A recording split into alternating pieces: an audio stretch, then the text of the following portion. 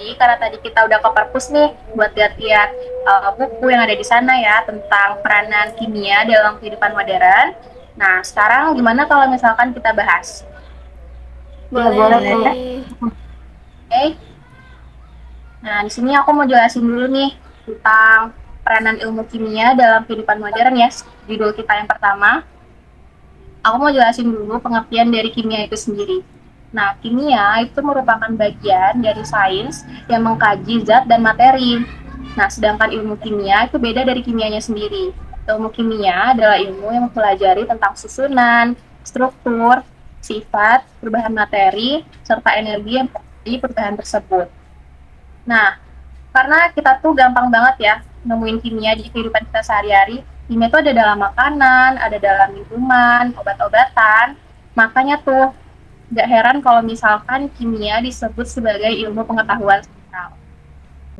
Pada kali ini saya akan menjelaskan tentang peran kimia di berbagai bidang.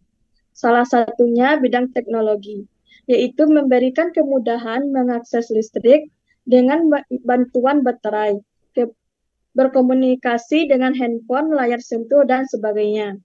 Yang kedua, bidang kesehatan.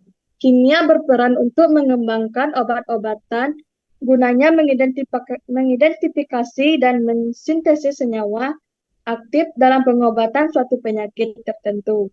Kimia digunakan dalam pengembangan alat diagnostik seperti tes darah dan urin. Yang ketiga, bidang hukum, yaitu digunakan dalam penyelidikan kesejahteraan untuk mengidentifikasi bukti fisik seperti darah, rambut, atau cairan tubuh lainnya. Oh iya, aku juga mau ngejelasin tentang sifat fisik molekul obat.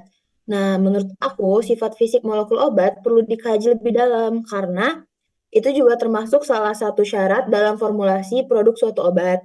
Dan juga untuk memahami hubungan antara struktur obat dan aktivitas obat.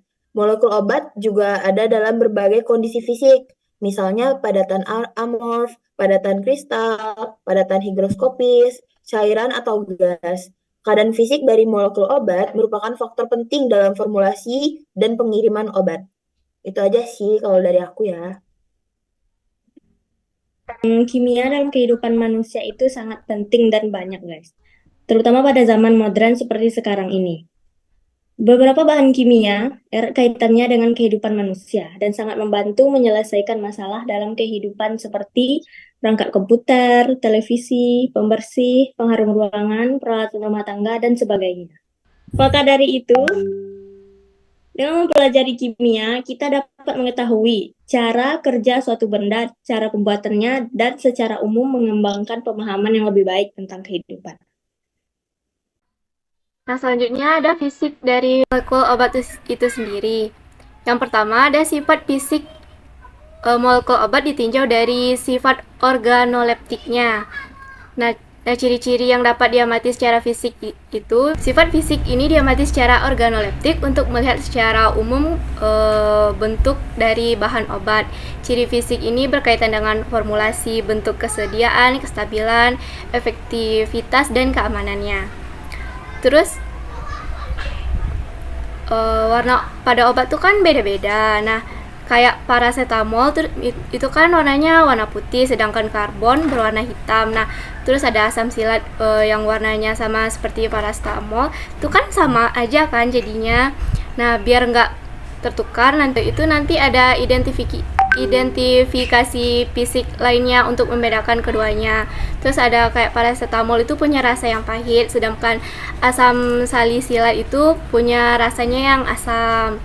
Terus juga suhu lebur keduanya juga kan beda. Kalau asam salisilatnya itu suhu leburnya dari 141 derajat sampai 144 derajat, sedangkan paracetamol gitu lebih tinggi dari 169 derajat sampai 172 derajat.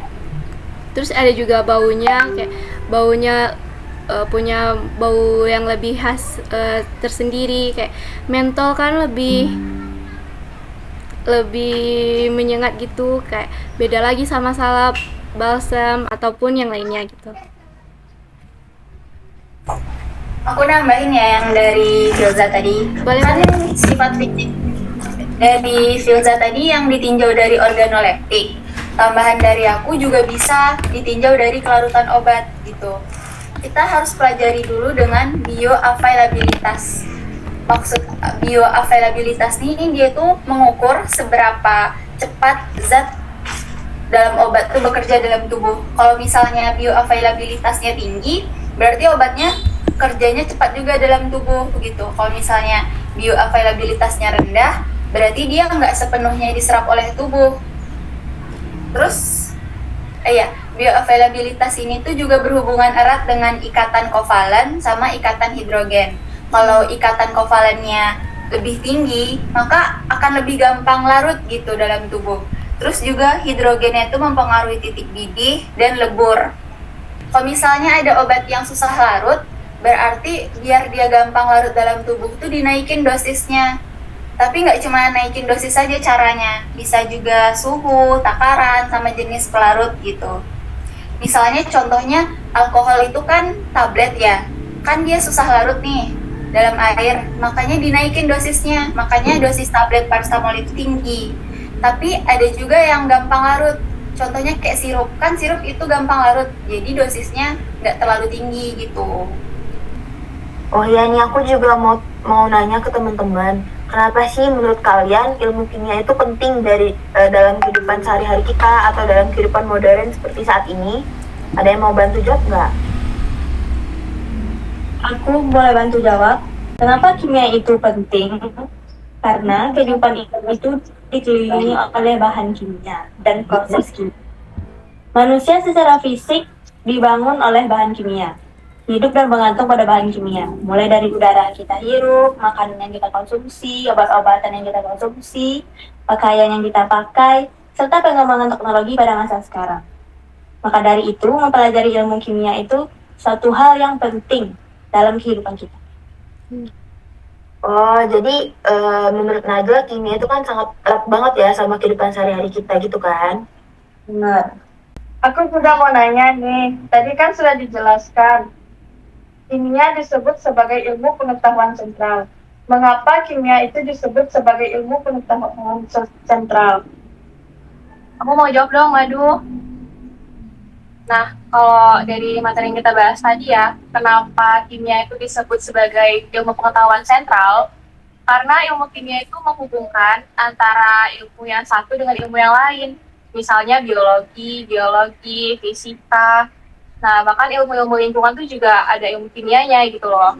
Makanya kimia itu sangat penting ya di kehidupan kita sehari-hari, juga sebagai ilmu sentral gitu. Karena juga secara harfiah, setiap objek yang dapat kita dengar, lihat, cium, cicipi gitu ya, itu mengandung bahan kimianya. Gitu sih kalau menurut aku. Oh ya, guys, kan kita di farmasi kan ya. Terus kok mapel kita banyak kimianya ya? Kaitannya farmasi sama kimia apa ya? Kenapa farmasi tadi berkaitan dengan kimia? Karena ilmu kimia adalah dasar untuk membuat obat-obatan. Jadi seluruh bahan di alam tersusun atas unsur-unsur kimia, sehingga ilmu kimia dapat dimanfaatkan untuk mengembangkan obat-obatan. Itu sih, Filza. Oh, berarti penting ya kimia ternyata untuk anak Iya, farmasi. sangat nyatu gitu, nyambung.